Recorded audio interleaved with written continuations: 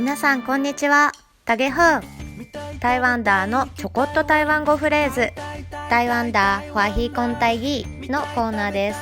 台湾を応援するキャラ、台湾ダーと一緒に台湾語を覚えて、台湾人ともっと仲良くなっちゃいましょう。今回は前回の続きでトイレ関係のフレーズ第2弾。トイレはどこですか？便所ってどうい？それからその答えのトイレはあそこですよ。便所ってひゃ。旅先ではとてもよく使うフレーズなので、ぜひ覚えて使ってみましょう。それでは発音を聞いてみます。便所伫倒位？便所伫遐。便所伫倒位？便所伫遐。いかがでしたか？ここで一つ大事なポイント。台湾語は成長言語といって音の上がり下がりで意味が変わる言葉です。日本語でも飴と雨で意味が違いますよね。それがもうちょっと複雑になった感じです。この上がり下がりが違ってしまうと意味が通じなくなってしまうので、頑張って丸ごと音を覚えてくださいね。ここではカタカナの上に実際の音の上がり下がりを表した矢印を書いてあるので、それを参考にしてみてください。ではでは、もう一度聞いてみましょう。便所伫倒位？便所伫遐。さて、ここでちょっと文法の説明の時間です。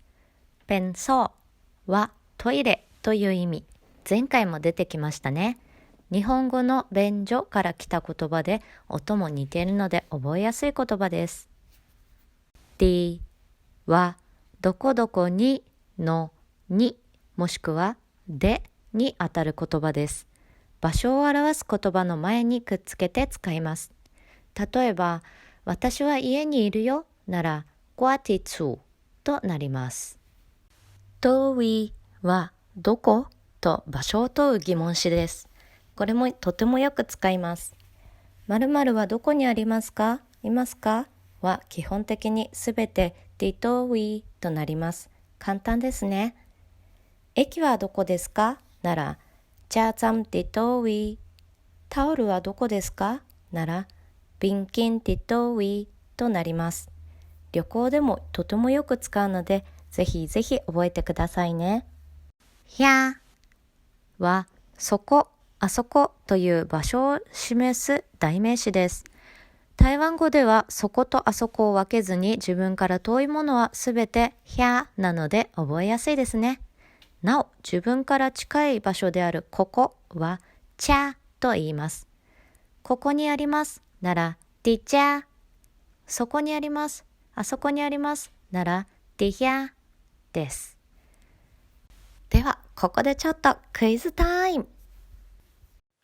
咱要来约味菜。ポンチーと台湾ダーが電話をしています。ポンチーは、リッチマーティドウィ。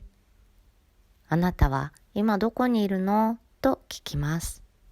台湾ダーはそれに対して自分はどこにいると言ってるでしょうか？よーく聞いて当ててくださいね。じゃあまずは場所の名称を先に覚えちゃいましょう。学校、学校、公司、会社、外口、外、厝、内。それでは第1問。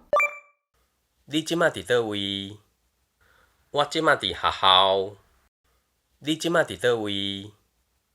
我即馬伫學校。はい、正解は学校、学校でした。では次の問題です。第2問。你即馬伫倒位？我即馬伫厝。你即馬伫倒位？我即馬伫厝。はい、正解は厝、家でした。次は第3問です。第3問。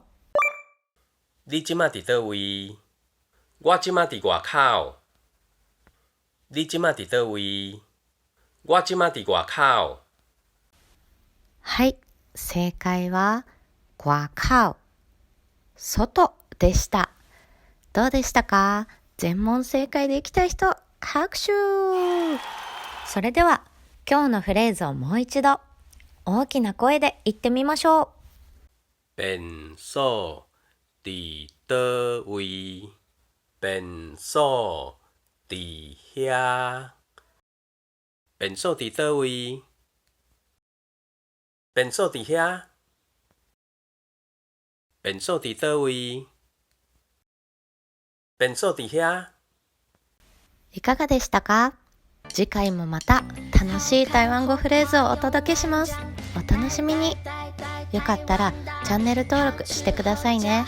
大家请多些，拜拜，再会。